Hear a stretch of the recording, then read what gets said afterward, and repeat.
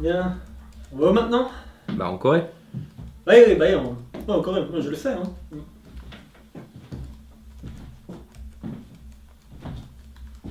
En Corée Du Sud. du Sud. Oui.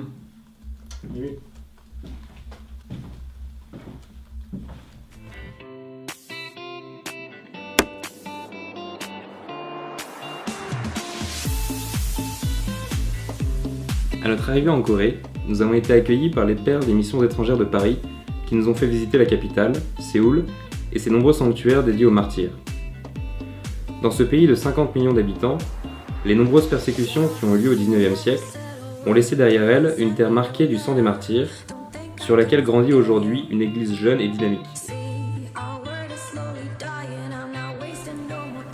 Les catholiques, qui ne représentaient que 0,6% de la population il y a 50 ans, sont aujourd'hui 10%, et les protestants sont 2 fois plus nombreux encore.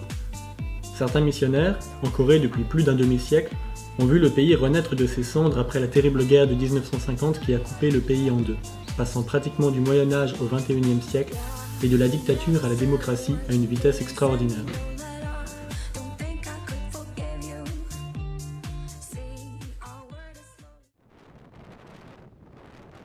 Je m'appelle René Dupont. Je suis venu en Corée il y a juste 60 ans. J'ai été supérieur régional des missions étrangères de Paris.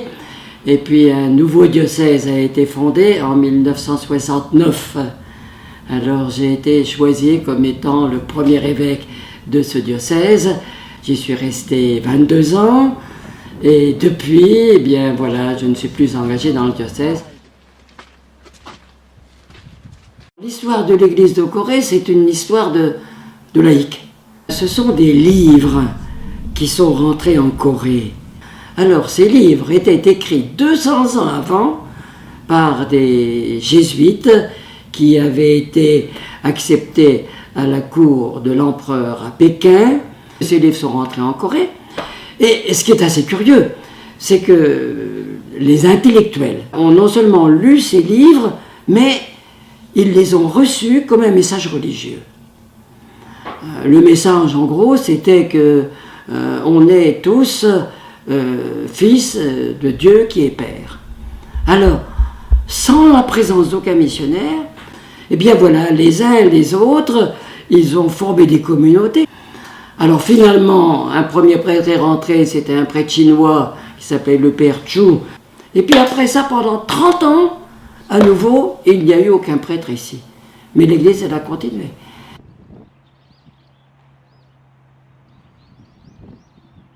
La Corée est un pays qui est développé maintenant, et l'importance de l'argent, du succès et l'opinion courante.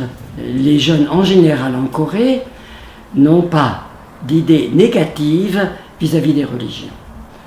Ils sont terriblement surchargés. Parce que la tradition coréenne, c'est qu'il faut lutter pour être les premiers. Et pour des jeunes, de prendre du temps pour avoir des activités religieuses, c'est pas évident. Mais quand même, parmi nos jeunes, il y a aussi des gens qui sont très, très solides. Et puis il y a quand même ici beaucoup de vocations sacerdotales.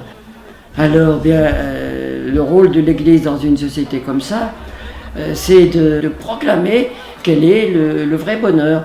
Or, le vrai bonheur, eh bien, c'est la joie de l'Évangile, pour reprendre le texte de l'exhortation de notre pape François. We're 1,000 miles from comfort. We have traveled land and sea. But as long as you are with me. Nous avons eu la grande chance de découvrir la jeunesse catholique de Corée auprès d'un petit groupe de laïcs consacrés venant de divers pays et s'occupant des aumôneries des universités de la ville de Daejeon, au sud de Séoul.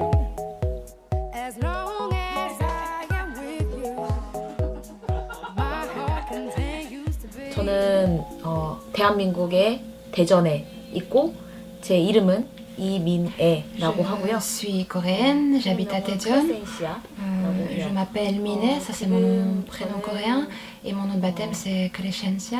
Je suis entrée à l'école secondaire, les premières années, dans une école qui était en fait une école de mission, on appelle une école catholique.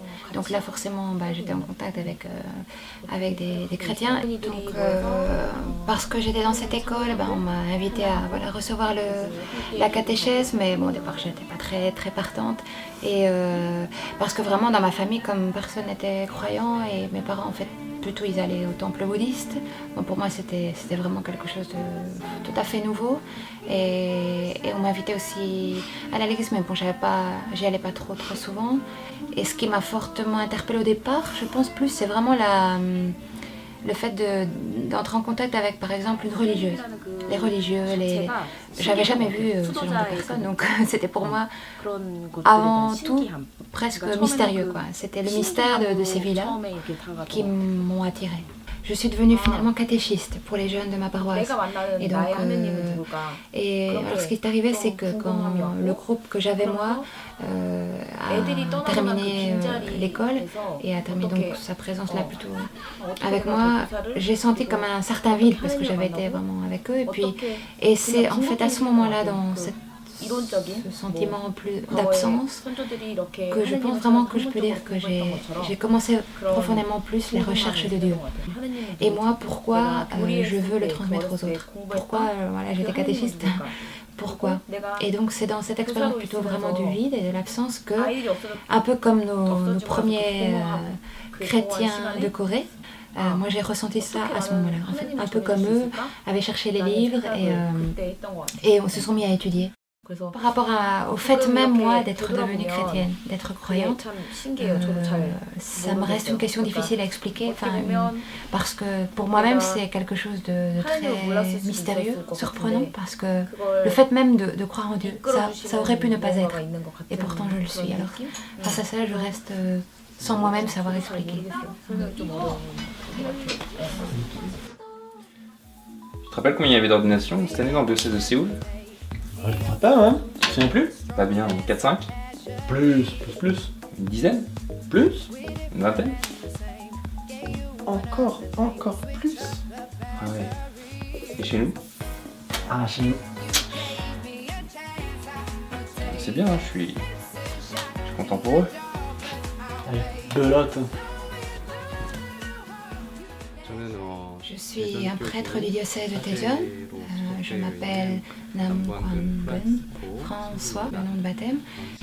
Je pense que sur cette réalité d'un si grand nombre de vocations ici dans notre pays, une des premières raisons, je pense, c'est qu'on a vraiment un très grand héritage de la foi des martyrs. Quand on regarde notre propre histoire, on doit énormément à l'église à ce moment-là des missionnaires qui venaient d'Europe. Pour nous aussi maintenant c'est une réponse à donner, vraiment, puisqu'on a reçu cet exemple à notre tour de pouvoir être missionnaire et à pouvoir continuer à donner notre vie de cette manière-là. Je pense que l'église de Corée dans le monde actuel a une certaine mission d'optimisme. L'image de l'Église ici, elle est extrêmement positive. Alors c'est extraordinaire, parce que quand même, le bouddhisme ici, il est la religion traditionnelle. Et puis les gens sont de culture confucianiste. Alors lorsque j'entends les gens d'ailleurs, les Français en particulier, pour qui l'Église, il y a des problèmes, être chrétien, c'est pas évident. Mais je me dis, mais ici c'est le contraire. Bien, les gens sont fiers d'être catholiques. Par exemple, le cardinal Kim.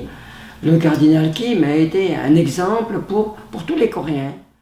C'est le tout premier qui a été créé cardinal en Corée. C'est une personne qui, tout en étant cardinal, il a vraiment été celui qui a été proche des plus faibles, des plus pauvres, des plus démunis de notre pays. Notre pays qui a traversé une période, la période de la dictature. À cette époque-là, vraiment, le cardinal Kim, c'était la personne qui était capable de recevoir en lui comme dans son cœur, par exemple, les étudiants qui à l'époque vivaient des moments très difficiles, par cette situation politique, les gens qui n'avaient pas de force, même socialement, de pouvoir réagir.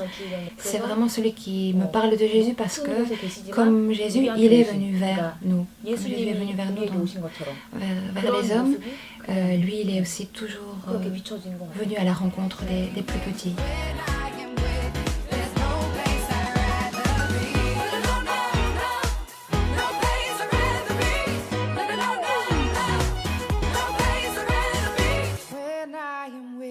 There's no place I'd rather be. Yeah.